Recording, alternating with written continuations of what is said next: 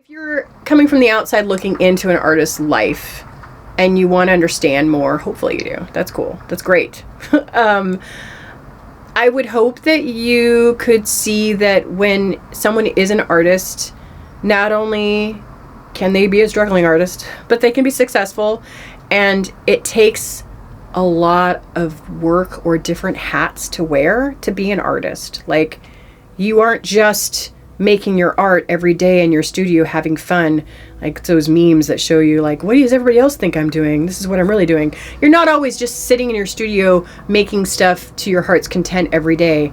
You also have to make time and schedule yourself out to do like the footwork or the nitty-gritty of the online marketing, the website, the phone calls. I look at the core of who I was, that still resonates in my art now.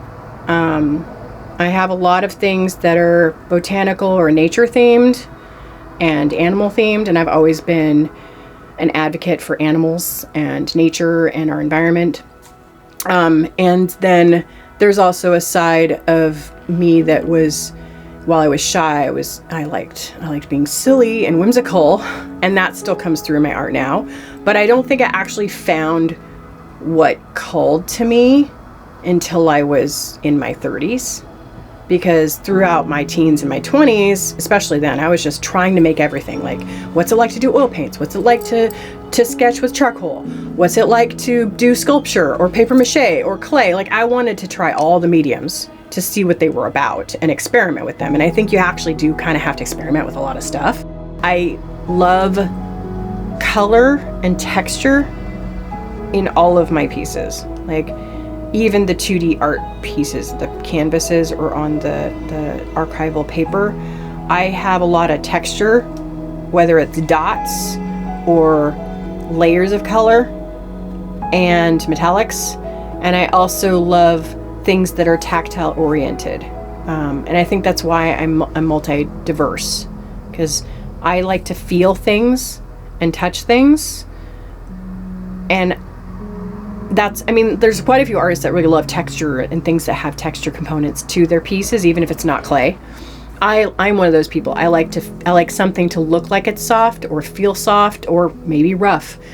And I want the viewer to interact with it. Even if it's, I love the color. Oh, look at it in the sunlight. Now look at it under the UV light.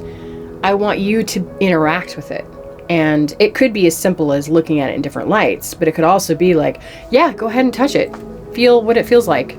Because I think that's more personal for me as an artist, talking and communicating with the guest or the fan of the art, because they want, whoever you are, if you like something, you want to get closer to it and see what it's about and maybe ask questions. And that's how I like to interact with my people viewing my art too.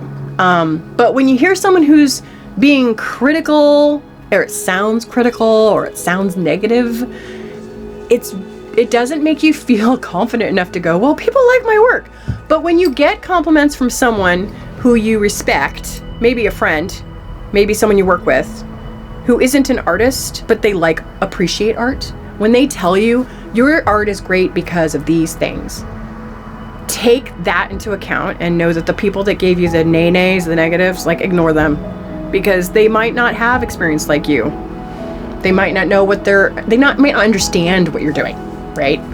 But someone who has experience with being in the creative world and with artists, if they give you those kudos, accept them. And that's what I've had to tell myself, because half the time I don't even know if people like it. It feels like I'm just in an ocean with everybody else. You know, there's a lot of stuff out there, but when you do get those compliments, like, just put it in your bank of good memories of like, yeah, see, you do have something to share with people. It feels really good to hear when people like whatever you do.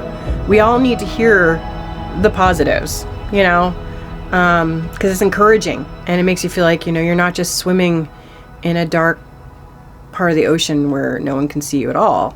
You know, it's nice to see. It's nice to be seen. It's nice to be known.